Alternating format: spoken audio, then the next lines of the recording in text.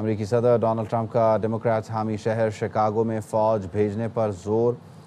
Circuit court of appeals کی جانب سے اس معاملے کو روکے جانے کے بعد اب سپریم کورٹ سے انہوں نے رجوع کر لیا ہے۔ Bureau chief Washington D C Jahanzeb علی ہمارے ساتھ موجود ہیں، ان سے بات کر لیتے ہیں۔ جہاں زیب بتائیے۔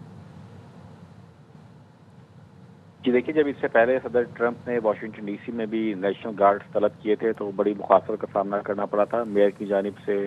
عدالتوں کی جانب سے، لیکن صدر ڈونلڈ ٹرمپ جو ہے national guards Washington D C میں جو ہے ان کو لگانے میں کامیاب ہو گئے تھے اور بڑا فائدہ ہوا۔ واشنگٹن ڈی سی میں جو امن و امان کی صورتحال ہے اس میں کافی بہتری آئی، اور جو نو گو ایریاز تھے وہ تقریباً اب ختم ہو چکے ہیں واشنگٹن ڈی سی کے اندر، اور جو کرمنلز کی ایکٹیویٹیز ہوتی تھی وہ بھی کافی حد تک جو ہے ختم ہو چکی ہے۔ لوگوں نے سکھ کا سانس لیا۔ اب صدر ٹرمپ نے یہ بھی وعدہ کیا تھا کہ دیگر کئی ایسے شہر ہیں جہاں پر نیشنل گارڈ کی تلبی بہت ضروری ہے۔ بالٹیمور ہے، میمفس ہے، شکاگو ہے۔ شکاگو کے حالات تو بہت ہی خراب ہے۔ آپ کو میں یہ بتا دوں کہ شکاگو کے جو نو گو ایریاز ہیں وہ ہم نے خود بھی کور کیے تھے جب DNC ہوا تھا، ڈیموکریٹک نیشنل کنونشن،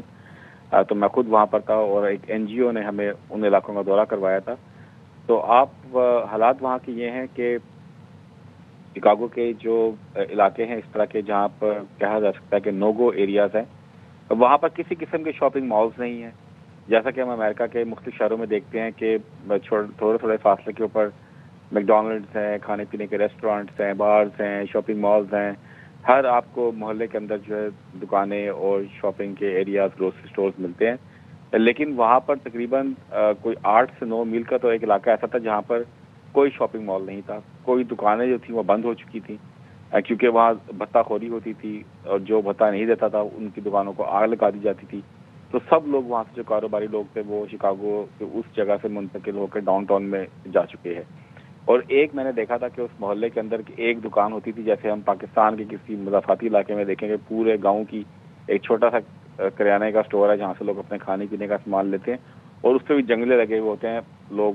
جنگلوں سے جو ہے سامان لے رہے ہوتے ہیں، پیسے دے رہے ہوتے ہیں۔ تو یہ حالات میں خود دیکھ کر آیا تھا، اور شکاگو کی یہ صورتحال ختم کرنے کا جو صدر ٹرمپ نے وعدہ کیا تھا، اور اب وہ نیشنل گارڈز وہاں پہ طلب کر رہے ہیں تاکہ ان علاقوں کو جو دوبارہ سے رہنے قابل بنایا جا سکے، وہاں زندگی بحال کی جا سکے۔ لیکن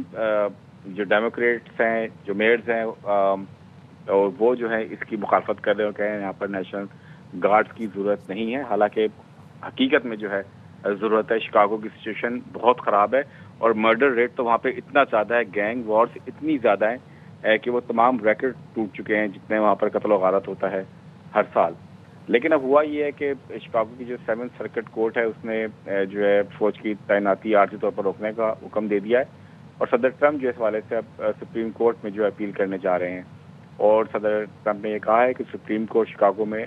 نیشنل گارڈز تعینات کرنے کی اجازت دے، اور صدر ٹرمپ نے یہ بھی کہا ہے کہ شکاگو کورٹ نے فوج کی تعیناتی روک کر صدارتی اختیارات میں جو ہے وہ مداخلت کی ہے،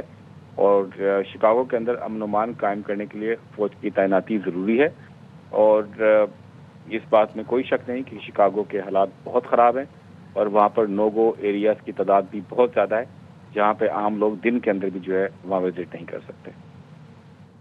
بہت شکریہ جہاں زیب۔